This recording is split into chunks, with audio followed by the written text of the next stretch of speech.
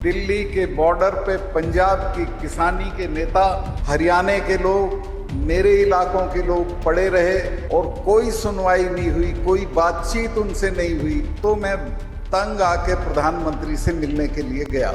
मैंने उन्हें जाके कहा कि साहब 4 महीने से लोग पड़े हैं, किसी ने बात नहीं की, इनको कुछ बातचीत करके सुलटा के घर भेज दीजिए। तो उन्होंने हल्के में लिया उसको। मैंने कहा साहब आप एक गलती कर रहे हैं, आप जिनके बारे में बात कर रहे हैं उनको जानते नहीं हो। ये ऐसे ही उठ के नहीं जाएंगे, तब जाएंगे जब आप चले जाओगे कि कयामत यकीनन करीब आ गई है।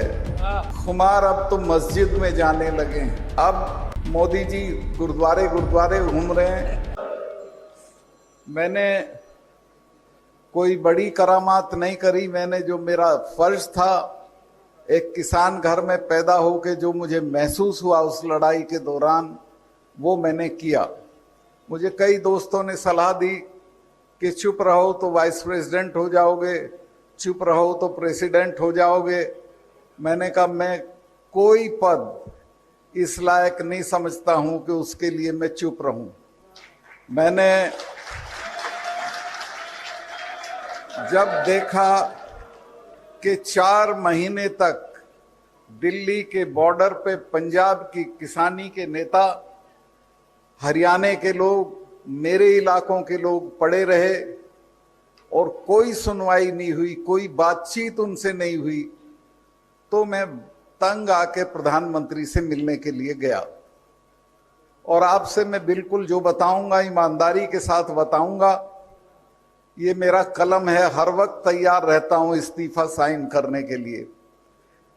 मैंने उन्हें जाके कहा कि साहब 4 महीने से लोग पड़े हैं, किसी ने बात नहीं की, इनको कुछ बातचीत करके सुलटा के घर भेज दीजिए। तो बोले चले जाएंगे सतपाल, क्यों परेशान हो रहे हो। तो उन्होंने हल्के में लिया उसको। मैंने कहा साहब आप एक गलती कर रहे हैं, आप जिनके बारे में बात कर रहे हैं उनको जानते नहीं हो। ये ऐसे ही उठ के नहीं जाएंगे, तब जाएंगे जब आप चले जाओगे। और खास तौर से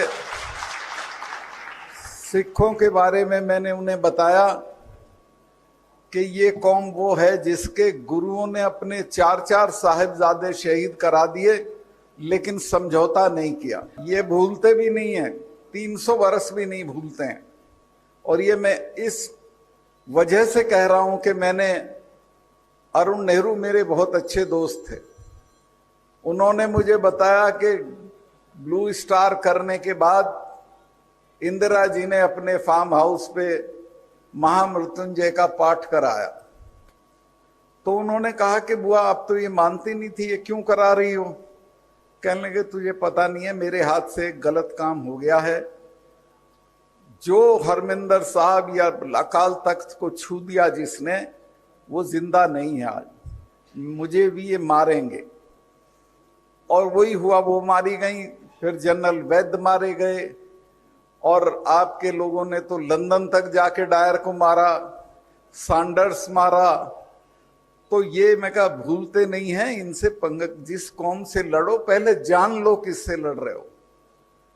तो मैंने काफी उनको समझाने की, डराने की कोशिश की। उसका नतीजा तो निकला, थोड़ा देर से निकला। एक शेर है कुमार बाराबंकी का कि कयामत यकीनन करीब आ गई है, खुमार अब तो मस्जिद में जाने लगे हैं। अब मोदी जी गुरुद्वारे घूम रहे हैं और बुला के बात कर रहे हैं। लाल किले पे भी सर पे कपड़ा बांध के बैठ गए थे। तो मैं कहा साहब ये पहले से कर लेते तो हमारे 700 लोग नहीं मरते। मैंने कहा 700 लोग शहीद हो गए और कोई कुतिया भी मरती है तो आपके यहां से शोक संदेश जाता है। कुछ नहीं आपने कहा, ना पार्लियामेंट ने कुछ कहा। तो इतना नहीं इग्नोर करना चाहिए इन लोगों को। तो उनकी समझ में आया, माफी भी मांगी और वो कानून भी वापस लिए। लेकिन अभी भी प्रेस यहां हो तो मैं कह सकता हूं कि अभी भी ईमानदारी नहीं है सरकार के रुख में। ना तो एमएसपी पे कुछ किया है, ना जो मुकदमे थे वो खत्म किए हैं, ना जो ये लोग लाल किले पे बच्चे चढ़े थे ना इनको छोड़ा है, ना मुकदमे खत्म किए हैं। बल्कि मैंने तो कई जगह ये कहा कि लाल किले पे अगर किसी को चढ़ने का हक है तो मैं मानता हूं कि वो प्रधानमंत्री का हक है, लेकिन उसके बाद अगर किसी का हक है तो सिखों का हक है, क्योंकि उनके गुरु तेग बहादुर साहब की शहादत लाल किले के दरवाजे पे हुई थी। अगर उसके बच्चे नहीं चढ़ेंगे तो कौन चढ़ेगा, कौन झंडा फहराएगा? और झंडा भी क्या फहराया था, निशान साहब फहराया था, जिसकी इज्जत रखने के लिए हजारों सिख शहीद हुए हैं। तो इस बात को समझना चाहिए। खैर मुझे लगता है वो भी हम कोशिश करेंगे कि मुकदमे वापस कराए जाएं उनके। और मुझे बड़ी तकलीफ है कि बहुत ही होनहार बच्चा दीप सिद्धू अब हमारे बीच में नहीं रहा, उसको भी लपेट रखा था इन्होंने। और मुझे अच्छा लगा कि उसके परिवार, उनके भाई से मेरी आज मुलाकात हुई, मुझे बहुत अच्छा महसूस हुआ। तो मैं जो कह रहा हूं वो ये कि अभी भी सरकार की नीयत ठीक नहीं है किसानों के लिए। और किसान भाइयों, मैं आपसे निवेदन करना चाहता हूं कि हम एक बड़ी लड़ाई की तरफ जा रहे हैं। किसानों को अभी बड़ी लड़ाई लड़ना पड़ेगी, क्योंकि सरकार का रवैया हमारे लिए अच्छा नहीं है। फसल